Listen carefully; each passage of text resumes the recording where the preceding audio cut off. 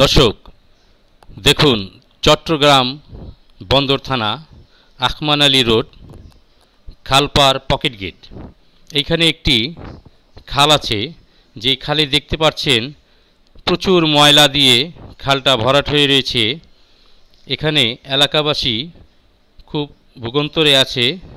দেখুন দর্শক, এই খালের এই পরিস্থিতি। এই খালটা পরিষ্কার করার কি কেউ নেই? যেমনটি ব্যারিস্টার সুমন পাশ করার পরেই তার একটি খাল তিনি পরিষ্কার করেছিল, কত সুন্দর এখন দেখা যায়।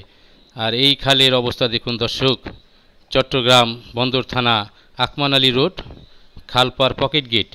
এই খালের যে পরিস্থিতি, এলাকাবাসী অতিষ্ঠিত হয়ে রয়েছে। দর্শক, আপনাদের ভিডিওটা দেখানোর জন্য চেষ্টা করছি, বেশি বেশি করে শেয়ার করে দিবেন।